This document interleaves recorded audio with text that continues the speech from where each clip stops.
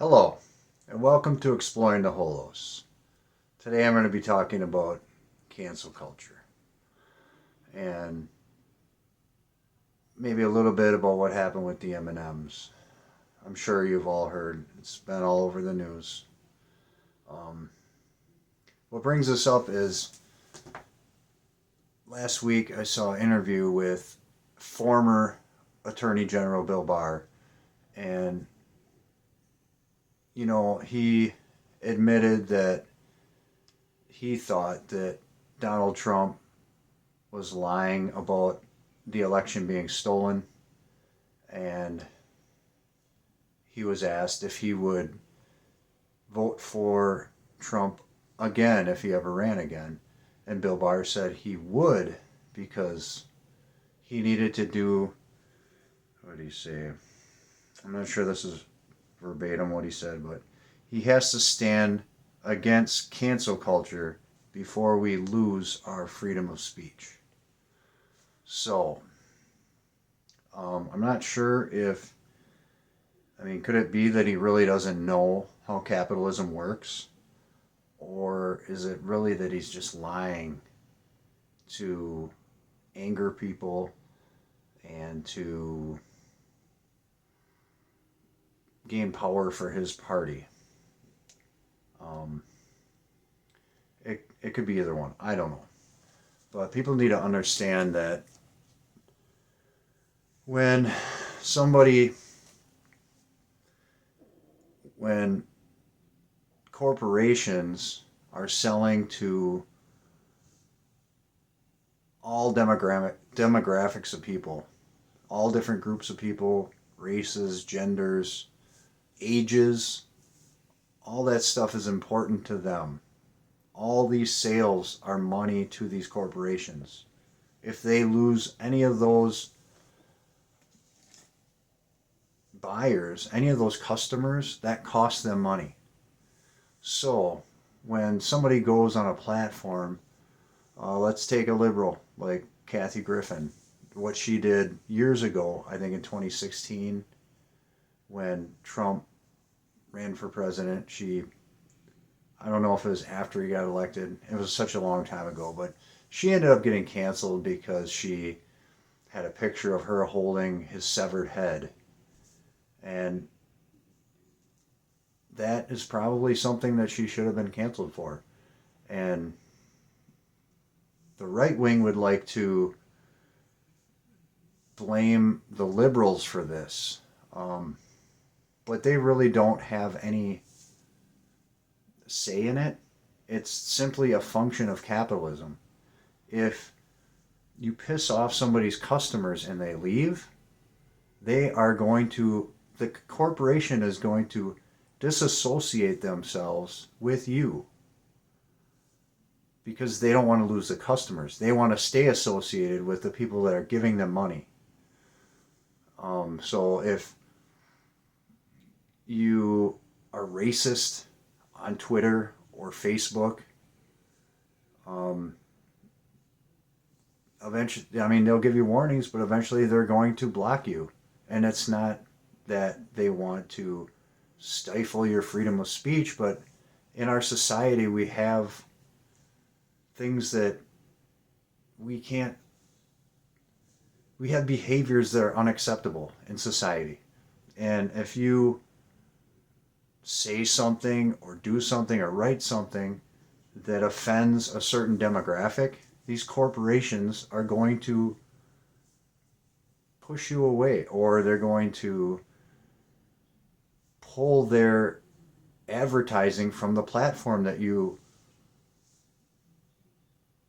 said the offensive thing on or wrote something offensive on. And that's why the platforms would rather get rid of that user than lose all the money that they're getting from the advertisers. Does that make sense? It's simply capitalism. It isn't the liberals or the conservatives. It's not a political thing. It's capitalism, and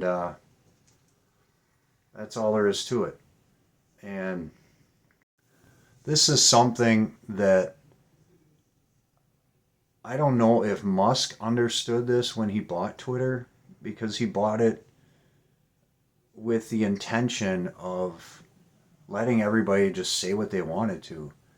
And then after he bought it, he tried that for about a week. And then he found out that he couldn't pay the bills because nobody wants to advertise on a platform that's full of hate and racism, because it's just like an echo chamber, and you end up not attracting anybody besides the people who believe that one train of thought. And so Twitter has just been bleeding millions and millions and millions of dollars, and I don't think it's ever going to be profitable under Musk, because I think he just doesn't know what he's doing, and he's fired all the people who did know what they were doing. So he's way understaffed, and yeah, I never had Twitter, and I will not be getting Twitter, and I think less and less people will be getting Twitter. So hopefully he does something with Tesla or sells it, because that is going down the shitter too. So, and yeah, the thing with the M&Ms is they changed how they look to be more inclusive, I think, the spokes candies. And a couple of episodes, on a couple of occasions, Tucker Carlson on Fox News made comments about how they weren't sexy enough, or the peanut one was, they had a purple peanut one apparently that was overweight, and one that had tennis shoes, so that must be bisexual. And I don't understand why they always want to assign sexual type things to something that's just a candy marketing thing. Um, it's kind of weird if you ask me. So apparently Tucker is so popular that so many people were pissed off at M&M's for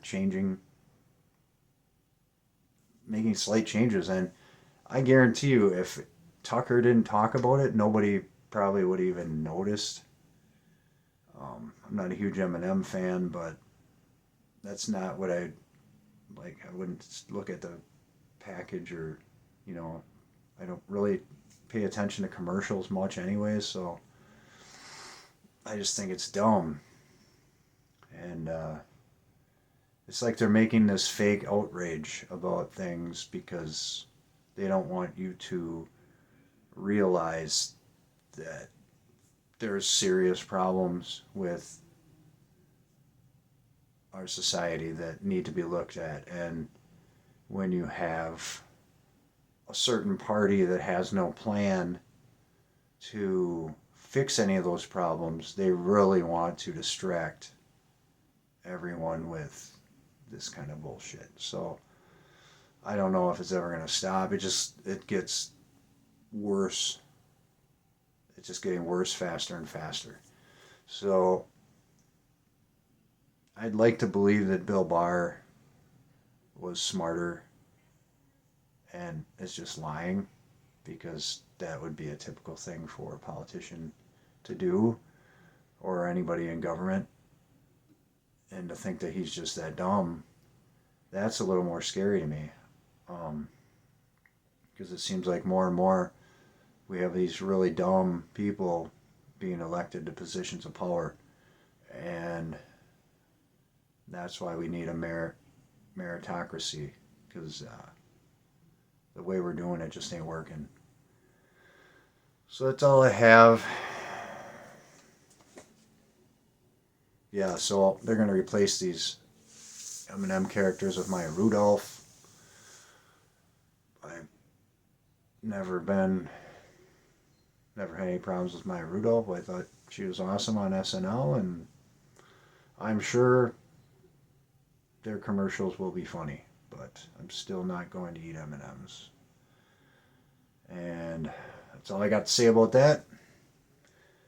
I'll have something totally different for you next week. This is Andy. This has been Exploring the Holos. I am Hyperion. Ad Astra, my friends.